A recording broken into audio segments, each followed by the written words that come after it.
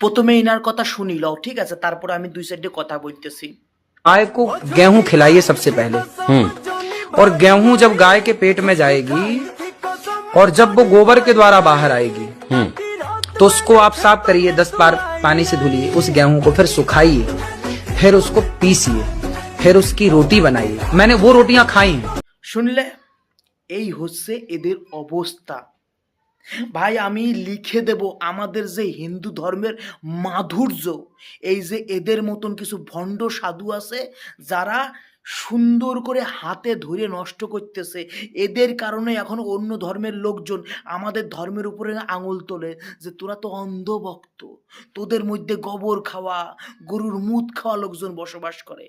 কিল্লাই বলো তো এদের এই ধরনের ভাবনা চিন্তা ভাই বাস্তবের সঙ্গে একটুখানি মিলাই দেখো তো, কি ঘিন ঘিনে কথাবার্তা। যে মহিষীর মানে সারের বা এদের গুড় থেকে রুটি বানায় তাই খাইতে হইবে। এবং বিশ্বাস করবা না, আমাদের পশ্চিমবঙ্গের মানুষ তো আমরা শিক্ষিত, এটা প্রমাণিত যে আমরা পশ্চিমবঙ্গের লোকজন তুলনামূলকভাবে অন্য জায়গার লোকের থেকে অনেক বেশি শিক্ষিত, বুদ্ধিমান, ট্যালেন্টেড। এই জন্য আমরা এদের কবজার মধ্যে আসতে পারিনি, এখনো আসি নেই। কিন্তু এই যে এরা যারা আছে মানে পশ্চিমবঙ্গ বাদে যেগুলো একটুখানি বিশ্রায় যাওয়া স্টেট, যেমন আমি যেখানে আছি উত্তরপ্রদেশ, বিহার, তারপর রাজস্থান, এরকম কিছু জায়গা, ঠিক আছে? এদের কথা মতন মানুষজন এদের রীতি নিয়ম পালনও করতেছে ভাই, বিশ্বাস করবো না, আমার নিজের চোখে দেখা।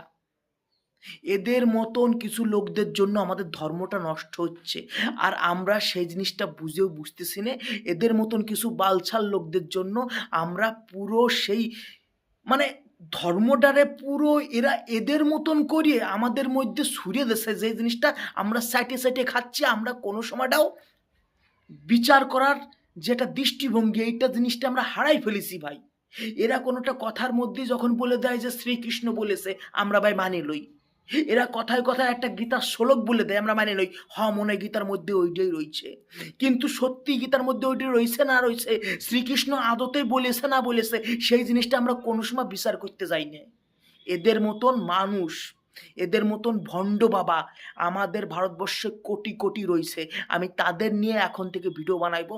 আমি আমার হিন্দু ধর্মের মাধুর্য, হিন্দু ধর্মের যে একটা ব্যাপার আছে, সেই জিনিসটা নষ্ট যাতে না হয় তার জন্য আমি এদের বিরুদ্ধে এখন থেকে ভিডিও বানাইবো। যার যার বাস্তববাদী ভাবনা চিন্তা আছে তারা আমার সঙ্গে থাকো, আর যাদের বাস্তববাদী ভাবনা চিন্তা নাই, যারা ভক্তর থেকে অন্ধভক্ত পরিণত হইছ, তারা ভাই আমার এখনই আনফলো করে দাও, আমার দরকার নাই। আমার ভদ্র বাস্তববাদী লোক লাগবো। সব ভণ্ড মালদের বিরুদ্ধে আমি কথা বলবই।